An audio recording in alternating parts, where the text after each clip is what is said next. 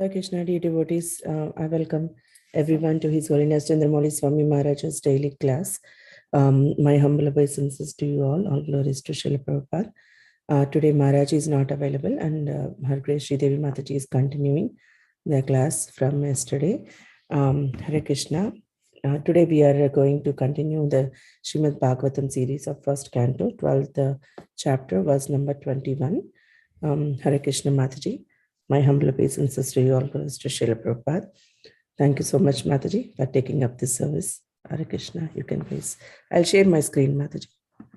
Thank you. Thank you, Srimati. And dear devotees, please accept my most humble obeisances. All glories to Srila Prabhupada. All glories to our wonderful Guru Maharaj. I humbly request for your merciful blessings so that by your mercy, I can do justice to the service that has been given to me today. Speaking something about Srimad Bhagavatam. I pray that I speak something that is beneficial and truthful and pleasing to all of you. Thank you very much. Hare Krishna. So we began this verse yesterday, and because the purport is very, very long, we decided to do part of it. And so we'll pick up from where we left off yesterday. Om Namo Bhagavate Vasudevaya. Om Namo Bhagavate Vasudevaya. Om Namo Bhagavate Vasudevaya. Narayanam Namaskritya Naram Chaiva Narottamam Devim Saraswatim Vyasam Tato Jaya Mudiraye Nashta Praishva Bhadreshu Nityam Bhagavata Sevaya Bhagavati Uttama Shloke Bhaktir Bhavati Naishtiki. However, in the interest of all those who have joined today, we will simply read the verse and the translation, which goes like this. Dhanvinam agranirisha tuvyaschajunayor dvayoho utashiva durdharsha samudra iva dustaraha. Translation: amongst great bowmen, this child will be as good as Arjun. He will be as irresistible as fire and as unsurpassable as the ocean. Whom are we talking about? We are talking about Parikshit Maharaj, who has just been born, and Yudhishthir Maharaj is holding a great ceremony at which great sages have come to give their blessings to the child, to name the child, and to invoke all auspiciousness. So this is the point at which the sages are speaking the glories of Parikshit Maharaj. And in the purport, we are talking about Arjun, Pandav Arjun and Kartavirya Arjun. Now there are two different Arjunas. Both are famous for their bowmanship, but here we are going to focus on Pandav Arjun. So we finished with the first paragraph of the purport and also the second paragraph. So we'll go to the third paragraph of the purport, where the valor, the bravery, the prowess, and the achievements and the pastimes of Arjuna are being described. So Arjuna was a very great warrior and a very famous archer. His skill in archery was unsurpassed. In fact, it is said the only person who could come close to him was Karna. There was also another student of Dronacharya called Ekalavya, who was as good or even better than Arjuna. That's an interesting story now. Maybe if we have time, I will relate that story. But here we are focusing on Arjuna. So Arjuna has won the hand of Draupadi and he brings her home, and Mother Kunti is offering her prayers to the Lord at her altar. So her back is to Arjuna as he enters the room, and he announces, "Mother, see what I have brought." And without turning around, she says, "Whatever it is that you have brought, share equally with all your brothers." And that person happens to be Draupadi. So that is how she becomes the wife of the 5 Pandavas. But this is also in keeping with the blessing she got in the previous lifetime when she prayed to Lord Shiva, "Please give me a husband, give me a husband, give me a husband, give me a husband, give me a husband." She says it 5 times. And so Lord Shiva says, "Tathastu, you will be blessed with 5 husbands in your next life." That is how actually she gets 5 husbands. So now, but she's not the only wife of Arjuna. He married not just Draupadi, he married Subhadra, he married Chitrangada, and he married one more. Who is that last one? We just saw that. Can we go back up a little bit? Ullupi, is that what we are seeing? One more wife. Yes, Ullupi. Ullupi. He married Ullupi. Now we are going to read that part. Okay. He met Ullupi at Haridwar, and he was attracted by that girl belonging to Nagalok, and thus Iravan was born. Similarly, he met Chitrangada, a daughter of the king of Manipur, and thus Babruvahana was born. Lord Sri Krishna made a plan to help Arjun to kidnap Subhadra, the sister of Sri Krishna, because Baladev was inclined to hand her over to Duryodhan. Yudhishthir also agreed with Sri Krishna, and thus Subhadra was taken by force by Arjuna and then married to him. Subhadra's son is Abhimanyu, the father of Parikshit Maharaj, the posthumous child. Arjun satisfied the fire god by setting fire to the Khandav forest, and thus the fire god gave him one weapon. Indra was angry when the fire was set in the Khandav forest, and thus Indra, assisted by all other demigods, began fighting with Arjuna for his great challenge. They were defeated by Arjun, and Indradev returned to his heavenly kingdom. Arjun also promised all protection to one Mayasur, and the latter presented him one valuable conch shell celebrated as the Devadatta. Similarly, he received many other valuable weapons from Indradev when he was satisfied to see his chivalry. Now, who is Indra? He is Arjuna's father. And we heard that pastime yesterday about how Kunti could invoke any demigod and beget a child by that demigod. When Maharaj Yudhishthir was disappointed in defeating the king of Magad Jarasan, it was Arjuna only who gave King Yudhishthir all kinds of assurances. And thus Arjun, Bhim, and Lord Krishna started for Magad to kill Jarasan. When he went out to bring all other kings of the world under the subjection of the Pandavas, as was usual after the coronation of every emperor, he conquered the country named Kelinda and brought in subjugation King Bhagadatta. Then he traveled through countries like Antagiri, Ulukapura, and Modapura and brought under subjugation all the rulers. Sometimes he underwent severe types of penances, and later on he was rewarded by Indradev. Okay, we'll stop there and we'll see how much we can really continue, because there are so many pastimes involved just in these two paragraphs. And this is all coming from Mahabharata. Now, how did Arjun meet Ullupi? She was a resident of the Nagaloka, and it is an underwater kingdom. So the story goes that Arjun was actually having to banish himself from the association of the Pandavas for 1 year. He had to live in exile.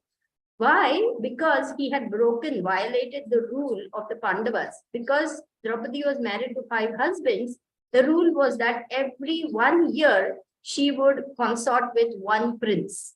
That means for that 1 year, she was not to be disturbed by the other 4 sons of Kunti. So if it was Yudhishthir, actually it was Yudhishthir Maharaj and Queen Draupadi's time together in her palace. And Arjun, wanting to get his bow Gandiva, broke the rule by entering into her palace to get his bow. But because he had broken the rule, he had to follow through and keep that promise that he would exile himself for a year, because they were very strict about those rules. The king and his wife, the queen, was not to be disturbed when they were in their palace. So he took off and he came to Haridwar, and he was living like an ascetic. He was living like a sage. He had a small ashram on the banks of the river, and he was performing his penances. He was not interested in anything other than purifying himself and focusing on improving his own focus on what was to come, because all the things that had to be done were to be carried out by him as the younger brother of Yudhishthir. But when he was performing his evening tapasya in the river, doing his Sandhya Vandan and performing those ceremonies, Ulupi, who was a very beautiful daughter of the Naga king, I forget his name. She used to come up to the surface to see what was going on with her friends. And her friends had told her about this very handsome Kshatriya prince who is now living like an ascetic. So, unseen by him, because she had the powers of illusion, she was actually a very, very brave warrior princess who actually happened to be a widow. She had lost her own husband. Interesting. And when she saw Arjun in the water performing his evening ceremony of Sandhyavandan, she was so bewitched by how charming, how handsome, how powerful, how noble the prince was, because he was very, very handsome. He had beautiful curling black hair. He had, which was tied up on top like an ascetic. He had powerful shoulders like a lion, and the marks of the bows that he carried could be seen. So she knew that he was not an ascetic. He was actually a warrior prince, and he had an extremely well-formed physique. So all those things were very enchanting to this princess. And so she fell in love with him. So what she did, she bewitched him, put him under a spell, and dragged him down underwater to her heavenly kingdom. When Arjun finally woke up, he found himself in a strange world. And then he got up and he saw this beautiful princess staring at him. And then he asked, "Who are you?" And then when she explained who she was, and she said, and then she openly expressed her desire. "You are a very beautiful young prince, and I desire union with you. You are, a good match because I'm also a warrior princess." So Arjun at first declined. He said, "I am wedded to Draupadi, and I have to maintain, my vow of celibacy of 1 year."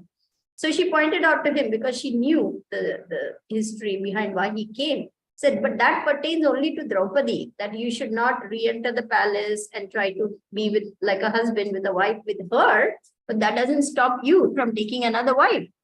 So he relented at that point and he agreed.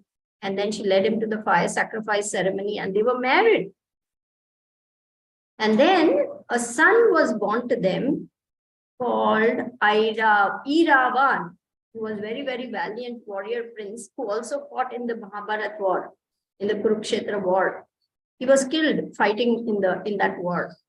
So she had a son by him. And because she was a warrior princess herself, she trained her son in all the military arts. Arjun went back up after some time and then rejoined his brothers, fought the war. And then finally, when the princess won back their kingdom at Hastinapur, then he called all his wives and they all came to actually live with him. But until that time, she was taking care of her son. She also actually took care of the son of Chitrangada, who was another wife of Arjuna, and she took care of Babru Vahana, that means. So now what happens about the third wife, Subhadra? See, Baladev, who is the Dauji, he is the elder brother. So he was inclined very much towards Duryodhan. He had a soft corner for Duryodhan because he had taught him the art of mace fighting. He had taught Bhim also the art of mace fighting, but he had a soft spot because Duryodhan was a favorite student of his. So he wanted to hand over their sister Subhadra to Duryodhan. But neither Subhadra was inclined towards that, nor was Krishna inclined towards that, and she had set her heart on Arjun. So Krishna suggested to Arjun how to capture and kidnap this beautiful princess and bring her to his kingdom and marry her. And that's a very interesting and beautiful pastime described in Krishna book about how Subhadra is taken by force by Arjuna, but of course, by force means captures her by the process of kidnapping, which was a very accepted custom in those days. The princes were actually supposed to prove their valor by performing such feats. And the princesses were very, proud and happy to be captured by such a valiant prince and taken to his kingdom. So that was how it is called, I think, one kind of marriage. There's a name for all these different kinds of Gandharva marriage. There are different types of marriages, and this is one marriage where you can kidnap the girl and then marry her. Of course, we don't we don't recommend this process now because you'd probably be thrown into jail for doing such things. So those times were different and the culture was different. The warrior princesses were expecting very valiant warrior princes to fight for their hand actually and win them. So Subhadra and Arjun had a very wonderful son called Abhimanyu. We heard that story, who was also a very brave warrior. He was only 16 years old when he faced 10 or 12 Maharathis. I don't remember. Bhishma, Drona, Karna, Duryodhan, and so many were ranged in battle against him, and he fought single-handedly against them and he was killed. Now his son is Parikshit Maharaj, whom we are talking about. His son is Parikshit Maharaj. Now Arjun also satisfied the Agni god by setting fire to the Khanda forest. The legend goes that Agni at one time had become very weak because one particular king was feeding him ghee for 12 continuous years to perform a particular sacrifice on the recommendation of a sage. And he had to accept those offerings, and he claimed that he has become very weak and thin because he had to eat ghee all the time. And so he came in disguise actually to Arjuna and Krishna saying, I am so hungry, I am so hungry. And he's Agni, he's fire god. The way he eats is by setting fire and eating everything inside that fire. Please help me, I need to eat up this Khanda forest. So Arjuna and Krishna set fire to the Khanda forest, and that's how Agni satisfies and appeases his hunger. When Arjuna and Krishna asked him, why can't you just eat the forest yourself? He says, every time I try to set fire to this forest, Indra sends down heavy downpours of rain and douses me, putting out my fire. So I cannot do anything. So you please help me. So Arjuna and Krishna protect the fire, allowing him to eat everything within the forest. And of course, Indra sends down the fire, rains, but nothing happens. And Indra gets very angry because some of his friends, the other Naga princes like Takshaka and other birds, snake birds and all are there in that forest. And Indra sends torrents of rain and nothing happens. So seeing that, he actually comes down himself to fight with his own son, Arjuna, who has dared to defy him. And in that battle, Arjuna wins. And Indra becomes very pleased with him being a father and awards him a very special weapon actually, which actually comes in use at the time of war.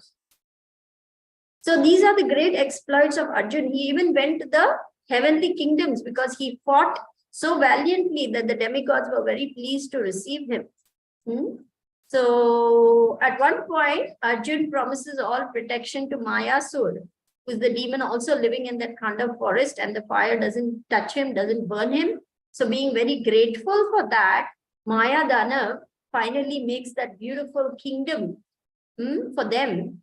Apart from giving this conch shell, later on we'll see in the Krishna book, it is described about this wonderful palace that once you enter this palace, you don't feel hunger, you don't feel thirst, you don't grow old, you don't get diseases. Very interesting, isn't it?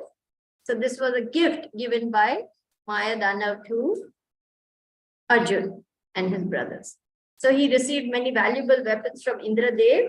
All became useful in the war against the Kauravas later on.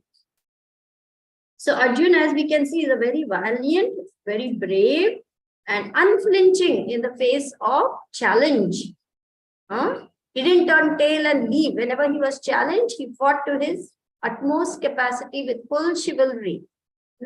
This is the hallmark of a true Kshatriya. They never flinch from a battle. In fact, they are enthused to do battle. This is the true spirit of a Kshatriya.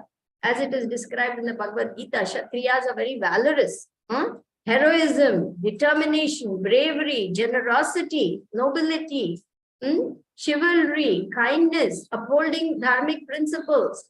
All these are the giving protection to the weak, punishing miscreants. These are all the qualities of a Kshatriya. Kshatriyas don't flinch in the face of difficulties.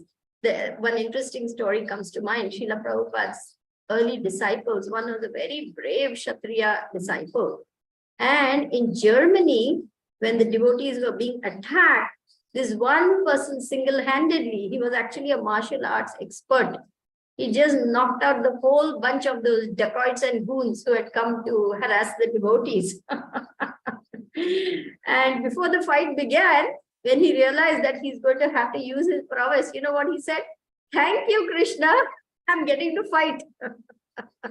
So they become very enthusiastic because they have the power, they have the Shakti, and they want to use that propensity to defend the weak, the helpless, the innocent, the defenseless, and those who are coming under attack of the evil forces.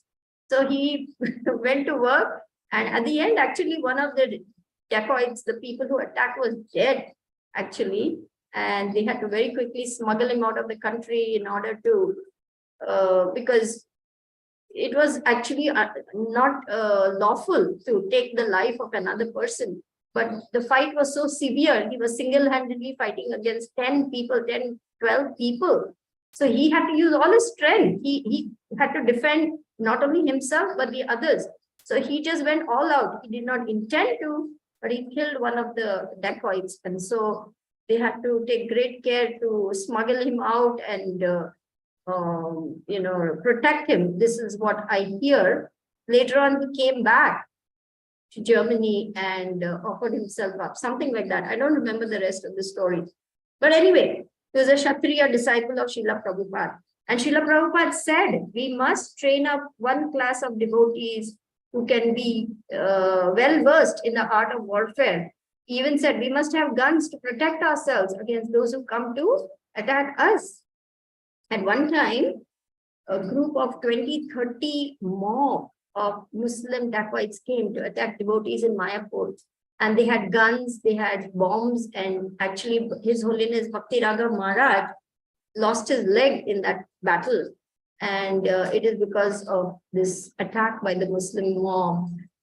They were trying to desecrate the temple and ruin the deities, and the devotees were defending them. So we will have to be prepared in the future to train all classes of the sections of society, not just Brahmanas, not just people to give class, not just people to make money, but also the Kshatriya, the warrior class, to defend ourselves against what is coming. This is very important to understand. All right, so next pastime is Jarasandha pastime.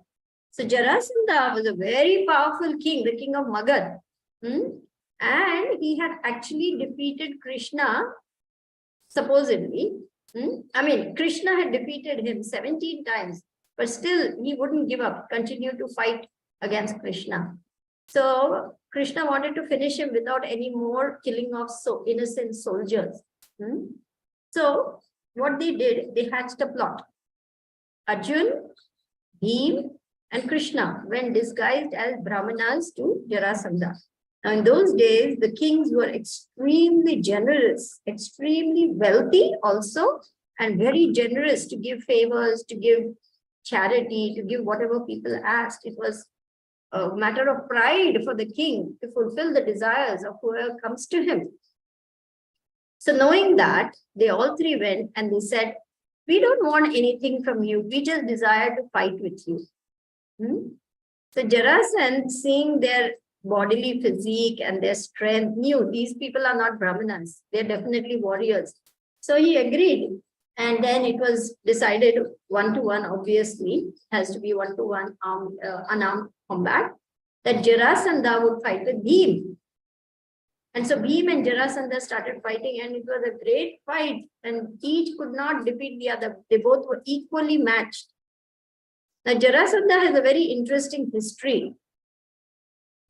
When he was born, he was actually born in the form of two halves, and then he was joined together to become the baby that he was. And the name Jarasandha was given because the baby Jara, the demoness Jara, found this baby and brought him back to the king and gave him to him. He was childless, so he was called Jarasandha. So when he finds that this Jarasandha is undefeatable, one moment please, excuse me.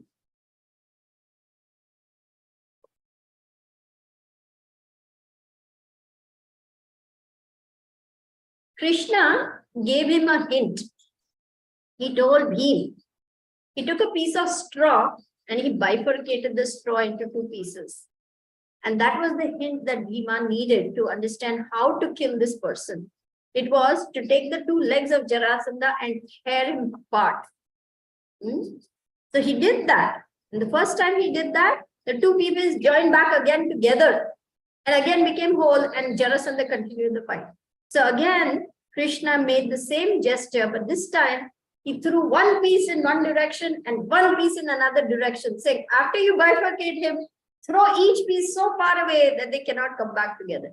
The second time around, Bhima did that, and finally Jarasandha was killed. Can we go down the purport a little bit, Srimati, please? Haribol. Yes, thank you. Which paragraph, Mataji? The last one? Or No, not that. this Jarasandha we finished? Yeah, this one. Yes, please. Yeah. Then Arjuna, being the younger brother of Yudhishthir, after the fire sacrifice, he was sent all over with the horse to bring other princes under the subjugation of Yudhishthir.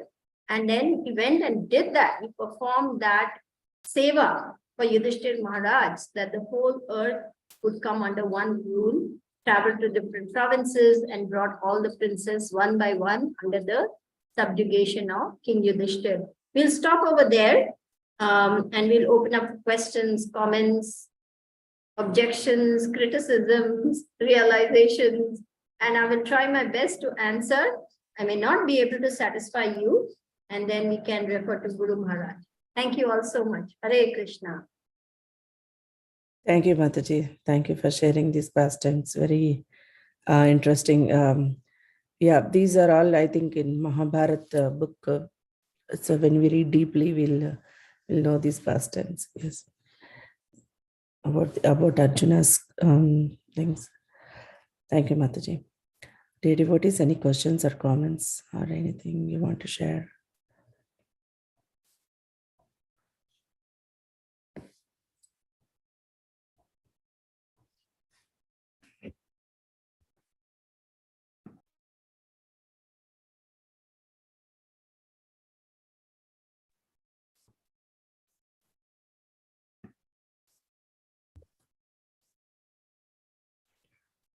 I guess there are no more questions. Mataji, will you be able to continue one more paragraph, or I think the purport? You want me to finish it?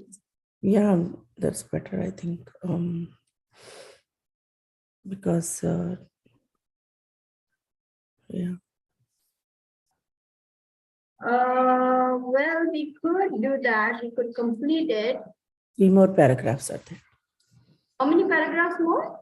3, Mataji. 3. 3 more? Yeah. Oh, that's a lot. I won't be able to cover all that, my dear Srimati. That's a lot. Besides which, I will have to prepare for those because, again, different pastimes, and I would like to, that's true.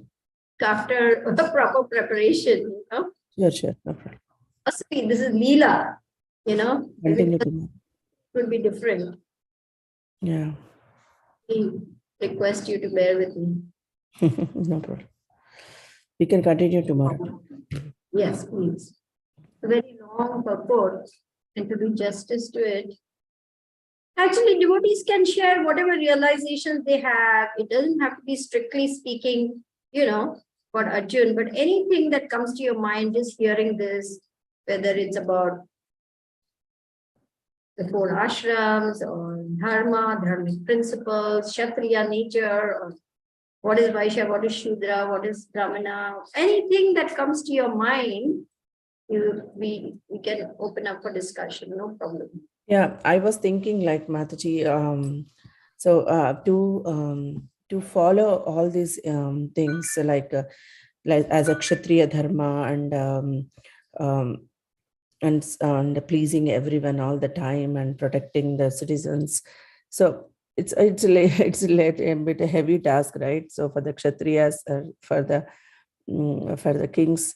So Arjuna, he's like a pure devotee and he's empowered by Lord Krishna. So that's why he's able to do all these things, like even though so every time constantly doing austerities and and getting pleasing the demigods, pleasing Indradeva, or pleasing everyone, and following his dharma.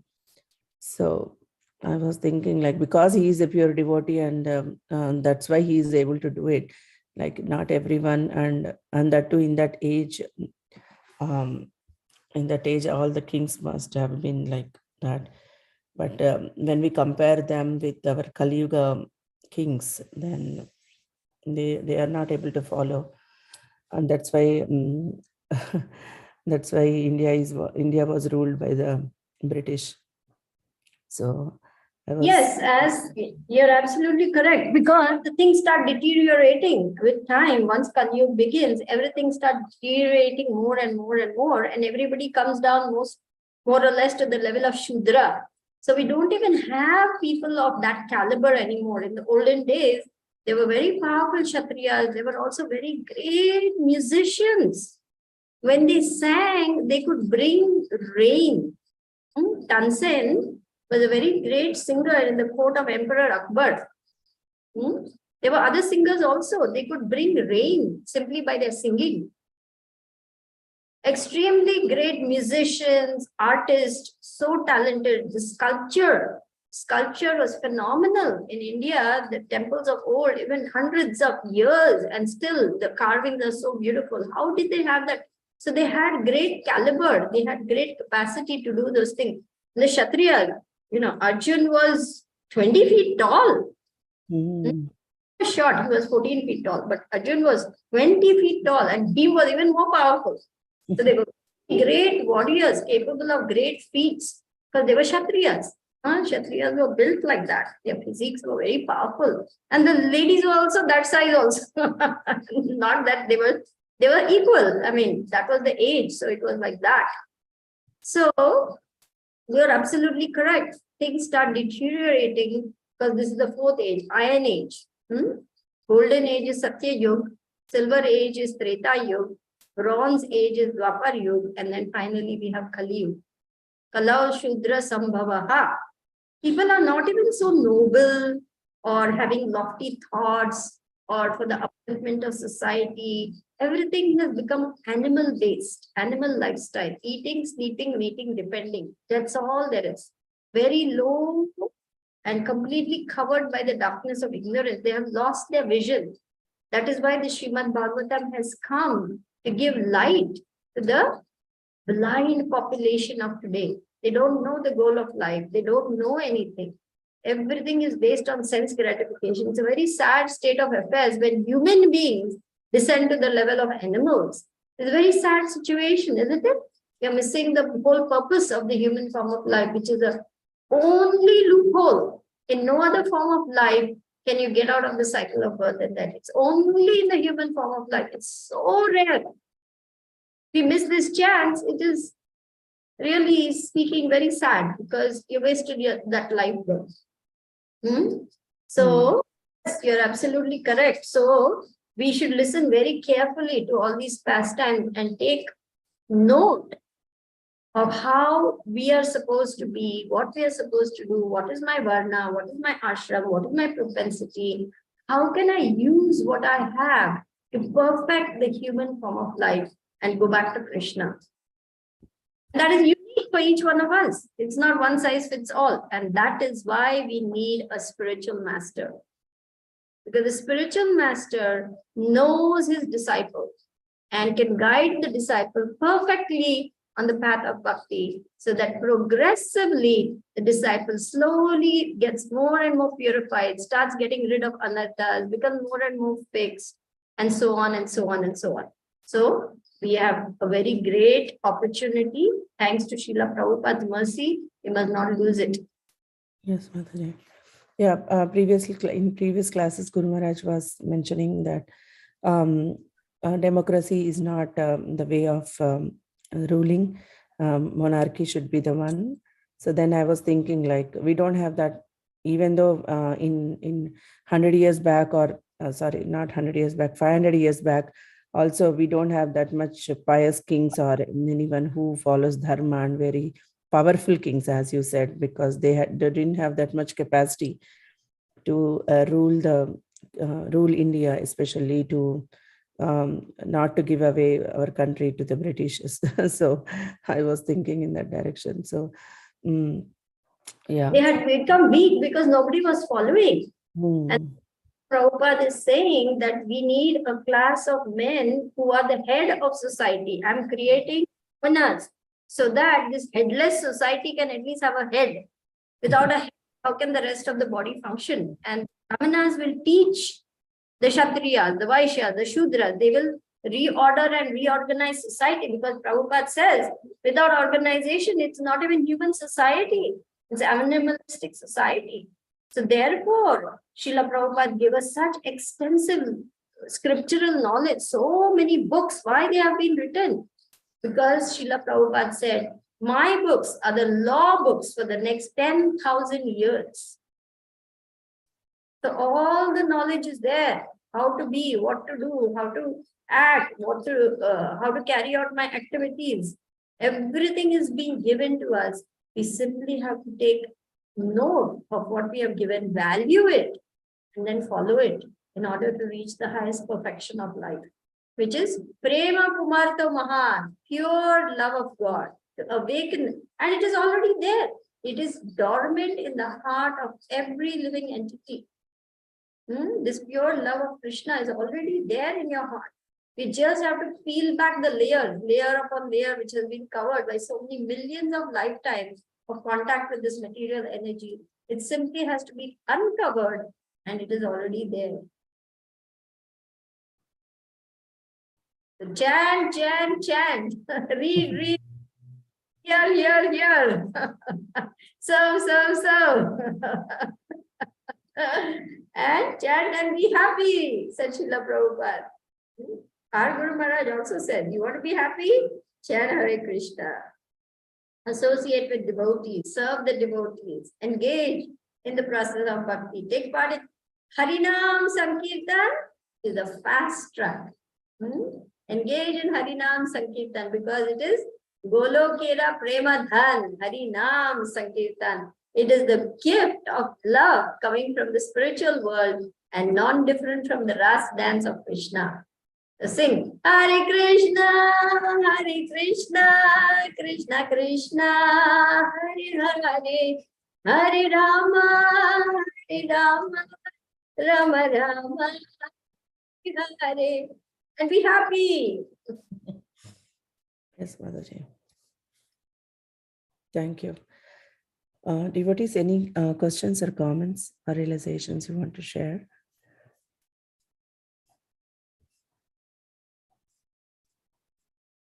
Today, everyone is silent, Mataji.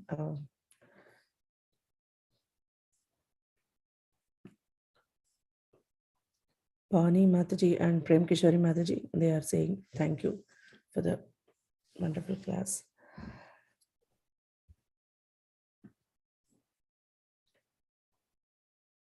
So Mataji, tomorrow also will continue this verse and we'll finish it up. Yes, please. Yes. Okay. Don't mind. We will permit that to happen. Sure, Mataji. Maharaj will be available, I think, from Tuesday onwards. So we'll finish this verse by tomorrow. Okay. Would you like to ask another speaker or you want me to continue? You can continue, Mataji. I am actually, there is one more speaker, but I can tell them to, yeah, you can continue. Okay. Yeah, it is very wonderful to hear about these great warriors, the princesses. Now, the princesses were not shy. If you can see over here, Lupi was actually a widow. She had lost her husband. So, about widow remarriage and all that is not allowed. That is not true, actually. She married again. She married Arjuna. And she was not afraid to express her heart. The princesses could choose their husbands. Swayamvar was allowed. And so she decided that she wants to marry this prince. There's another very interesting story of Usha and Anirudh. Remember the grandson of Krishna and how Usha got him kidnapped and brought to her kingdom? It's there in the Krishna book. Usha was a princess who fell in love with Anirudh without even seeing him. In her dreams, she saw him and she fell in love with him. And then when she told her friends, her friend started drawing pictures because they had this ability to draw. So one of her friends started drawing different princesses. And then when she saw this particular painting, she said, this is him, this is him. So this princess went, her friend went and brought him in when he was sleeping on the bed. She lifted the whole bed and brought the prince and placed the bed in her palace. When he wakes up, he finds himself in a new place with this princess, surrounded with all beautiful things to eat, to drink, with soft music playing. I mean, the whole scene, she completely seduces him, and that is it. And she decides, this is the man I want to be with. And then Anirudh, he falls in love with her, and they are living together as husband and wife without any marriage, by the way. And the guards of the palace, they realize something is going on. Their princess, whom they're supposed to protect, she's actually, consorting with a prince. So they immediately inform Samba, I think. Was it Samba? No. It is there in the Krishna book, I forget. He's an Ashura king, her father. And he comes rushing inside to see who, Banasur? I don't remember who is the father, And Banasur, I think. Banasur, right? Banasur, yeah. Banasur's daughter is Usha. And so he comes to fight this Anirudh because he says, who is the person who is coming and consorting with my daughter when I have put all guards all around the palace? How dare? He doesn't know what has happened, how he has come inside the palace and all. And Anirudh, single-handedly, he manages to keep everybody at bay. But they finally tie him up. And then when the Kauravas find out and the Pandavas find out, they come and they do battle. And then finally, of course, Usha gets married to Anirudh. Very romantic story for those who like romance. Usha and Anirudh, it's there in Krishna book. So the princesses were not shy in those days to express their desires and get their needs met. They even kidnapped princes in order to, like Ullupi, she literally kidnapped Arjun. And Usha kidnapped Anirudh. So it's not like they were like, wallflowers or something. They were very warrior-like themselves. They were princesses. Yes, Madhuri. Yeah.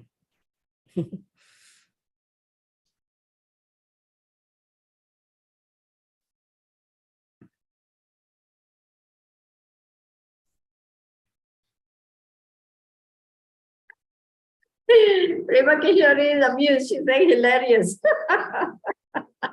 Yes, isn't it? The whole of Ramayana is full of very exciting and interesting stories. Shurpanaka, she disguised herself as a beautiful princess and she started proposing to Lakshman, to Ram, over and over again. How you like that? Yeah.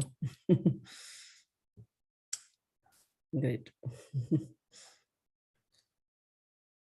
Anybody wants to share any realizations? Please go ahead.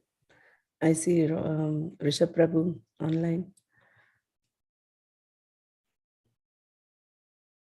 You're on mute. Yeah. Hare Krishna. Sorry, I'm just trying to see. Do I see my video? Yeah, dear devotees. I just kind of really jumped into this conversation, so I have no idea what we're speaking of. We're just finishing up the class. We were talking about Arjun, who's a warrior prince, and we're talking about his warrior princesses who married him, and how valorous and brave they were, and how they were not shy to express their heart's desires to him. Yes, like. And Srila Prabhupada goes on to say that if a girl proposes to a Kshatriya prince, he cannot refuse her. He has to marry her. No other choice. No choice.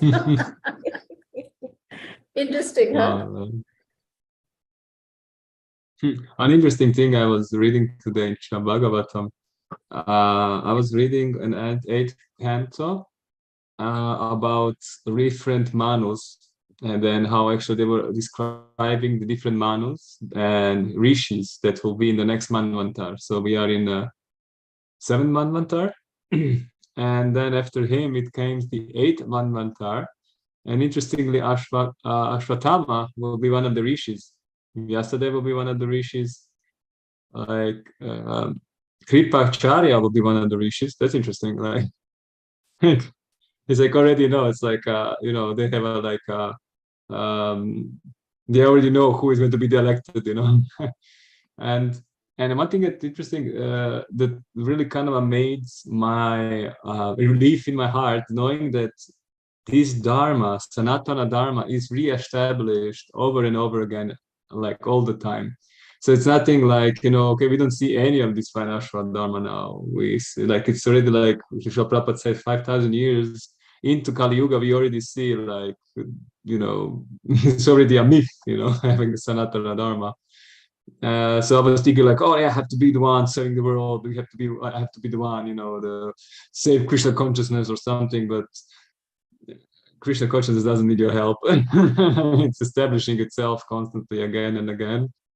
But again, But it try to needs save all myself. of us. It needs all of us to help. See, we have to take responsibility and we have to do our part. Yes, we are not all in all. We are not single-handedly, going to do anything. But if everyone does a little something, that's going to go a long way to help Prabhupada's mission. So don't think you're so small that you cannot perform miracles. Don't think you are so small that you cannot perform miracles. And this is a direct quote from His Holiness Bhakti Tirtha Swami. These are not my words. Don't think you are so sorry. You cannot perform miracles. It's more saying in the sense of I have to be the miracle, and I have to be. It's like all about me. In the sense that once I was speaking with Guru Maharaj in the class, and he said, and I was thinking like, oh, we have to save this, we have to save that, and everything. And he's like, just save yourself. just save yourself. Save yourself first. Prabhupada said, first save yourself. Then you will be the miracle. Then you can think about it. Because like the oxygen mask, in the plane, what is the air hostess telling you? See, put on your oxygen mask first, then turn to help others. Because if you get disoriented and deranged, you can't help yourself. Forget about helping others. You will become a liability. Somebody else has to take care of you. Purity. So Purity is the first. First, save yourself. Good point. And then we will be an instrument for all these things to happen. So yeah, let's see. Absolutely correct, Prabhu. Can only be an instrument, but first we must save ourselves. Thank you. Thank you. Nice comment. Thank you, Rishabh Prabhu. Okay, still we have 10 more minutes. Any other comments, questions, realizations, corrections, criticisms? Everything is welcome. We are here to learn from each other. I am just happen to be the speaker, but that doesn't mean I'm not learning. Even as I'm speaking, I'm learning. And even as I'm hearing from you, I'm learning. So we are all learning from each other,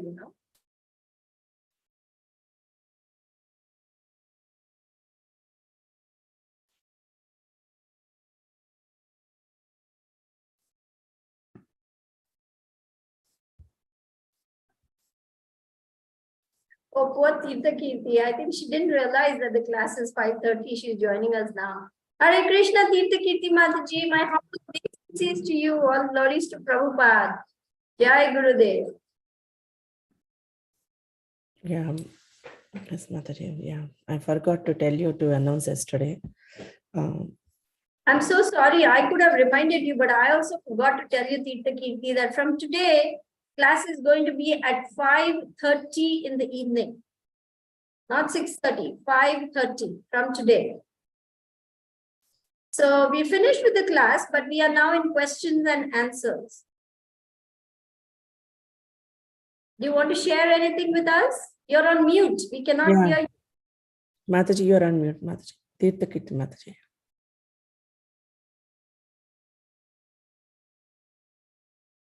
We cannot hear you. Can you unmute yourself, please? Yeah. Mm. Mm.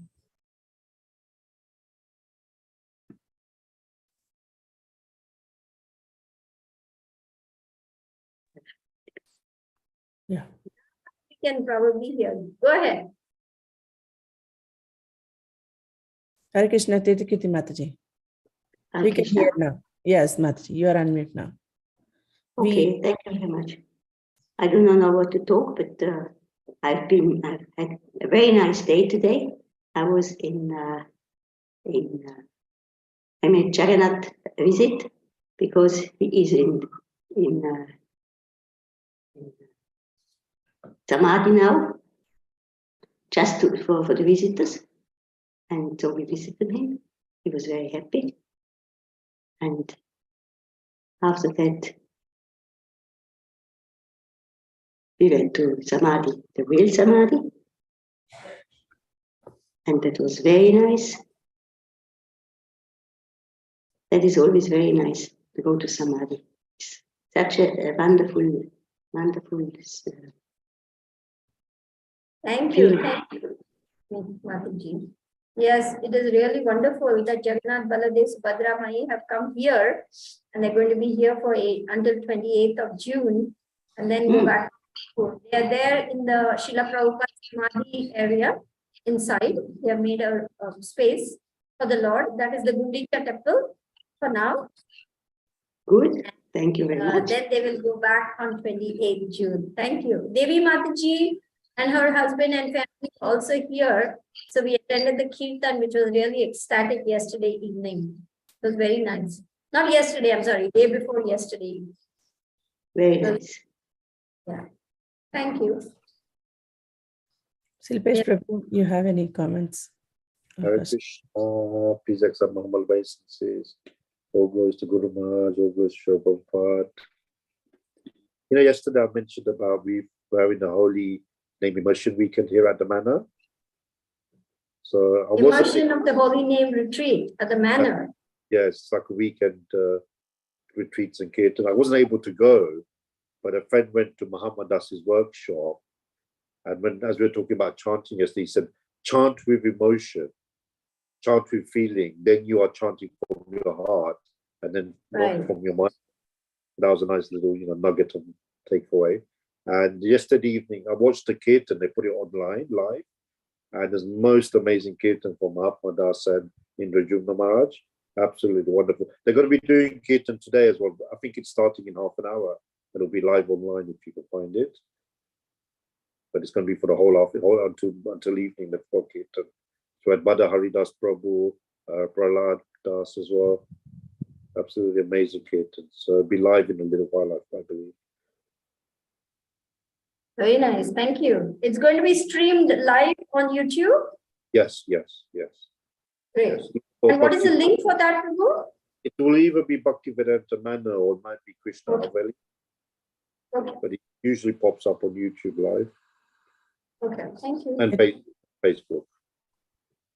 Oh, thank you, Prabhuji, for sharing. At what time? Can you repeat it again?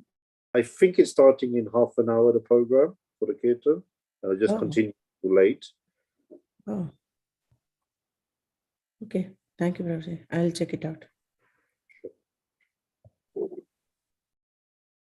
Okay.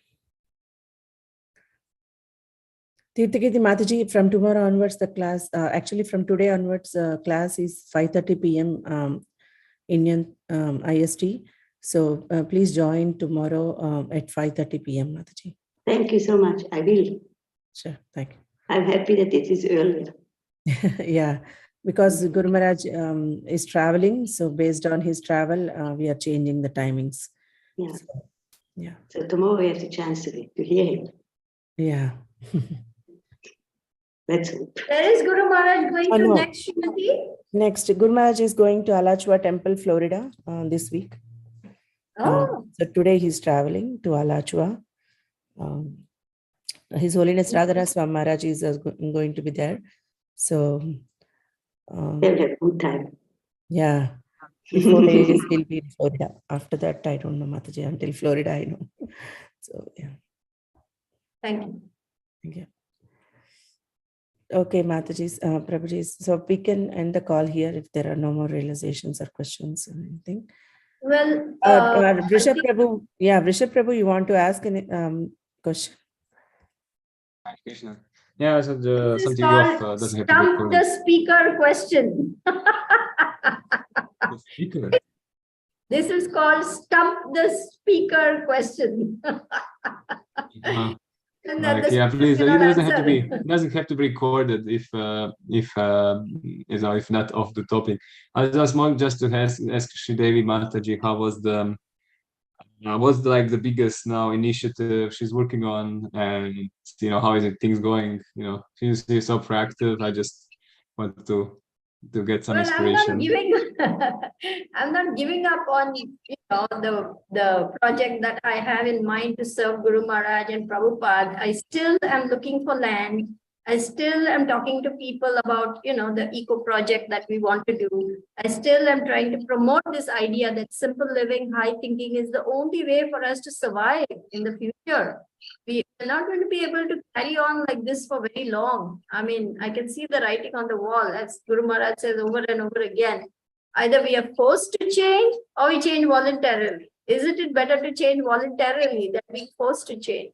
So, of course, initially I was very enthusiastic, thinking a lot of people will join, but I now understand that everybody cannot leave their individual cities, countries, etc., and just rush and come to Mayapur. That's probably impractical and not possible for people at the moment.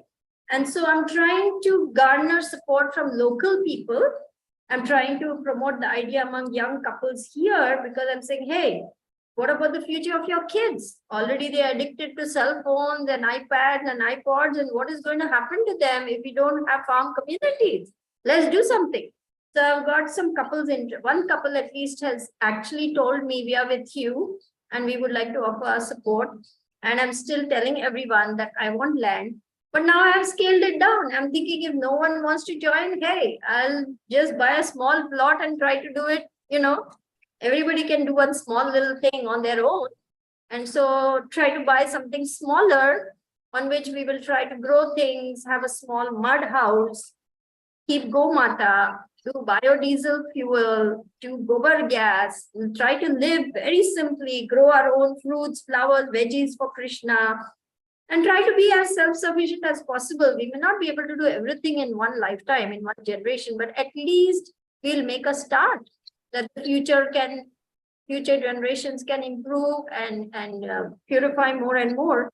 But somewhere we have got to make a beginning, isn't it? So I'm still continuing to, like an ant carrying a little grain of sand. I'm not giving up.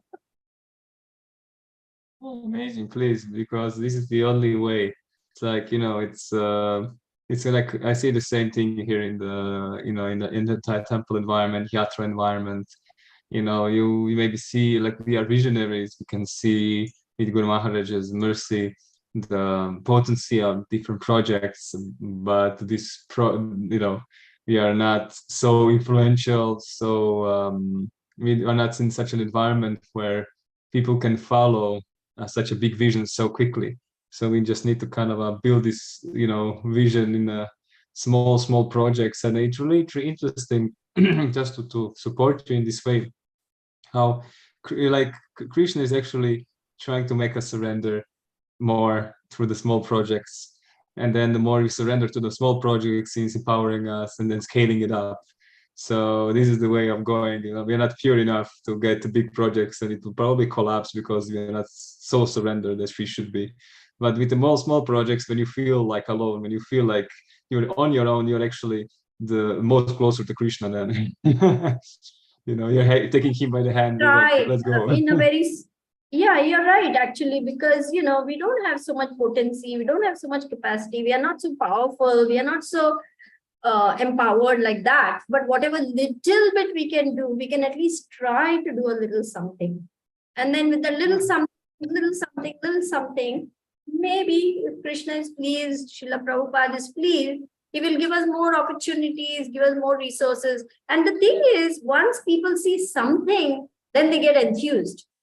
Like if I actually manage to do a little something and show pictures and share the project, then maybe other people will say, hey, it's actually happening. Come on, let's do it like that. But when right now it is all on paper or it's all just, in the air, people say, oh, nothing much is happening. They are also right. Nothing is really, it's all in the planning stage right now. It's in the preparatory stage now. It's in the praying stage, praying for it to happen stage. Time is separating us. You can say like that. So who knows? Because you have no idea how quick it can escalate, So Yeah, we you don't just know. don't know what's If going Krishna wants, it can happen very quickly.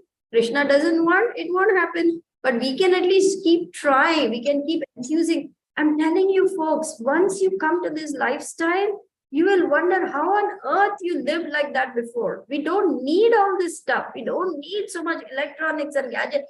Our health is suffering so much because of our lifestyle. People have so many health issues because of this unhealthy lifestyle. Zoom. We don't need Zoom calls. Well, yeah, I know.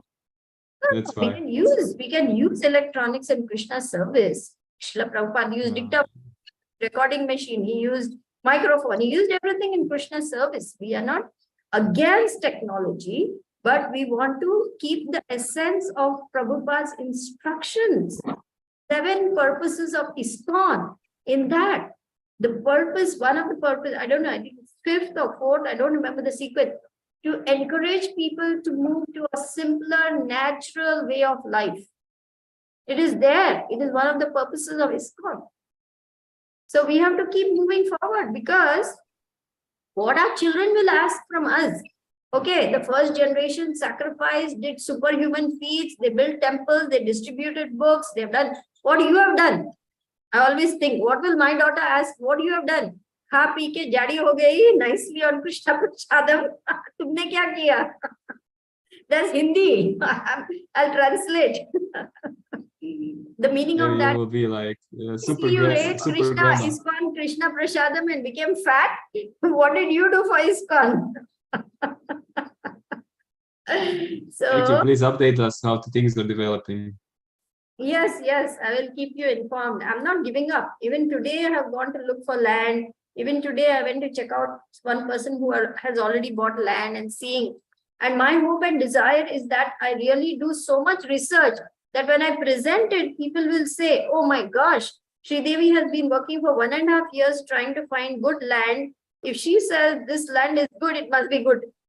And convince people to also join me, because I want to be very thorough. I want to feel convinced myself, then I can convince others. So I want to look for good land so that we can actually do something that Gurudev wants, make him happy. I really want to see devotees very happy. I want to make a place where all devotees from everywhere can come. Even if they cannot leave their country and come to live, at least they can come to visit. At least they can come and feel enthused and maybe carry back small components to put into practice. Something, don't know how it will all pan out. But my prayer and my hope is that something can be done to please Gurudev. He's asking over and over again, giving instructions to us through his letters, through his instructions, move to a more natural way of life. Yeah. Thank you, Ma. You keep us informed. Thank you. Very nice question. Keep praying for us, Rishabh Prabhu, so that we can all do something for Gurudev. I don't know. I'm doing the same thing for myself. So when I manage to be Pray successful. for me too. Pray for all of us. Not to space out one day at least. Yeah. Okay. Thank you very much, devotees. Stay in touch. Hare Krishna. Hare Krishna. Hare Krishna. Thank you. So, okay, we are over 1 hour mark now, Mother. Yes, we can. We can. Thank Thank you. Tomorrow we'll Hare continue Krishna. again with the same verse and finish it off. Thank you so much, Yes, everyone. thank you. Thank you for your patience.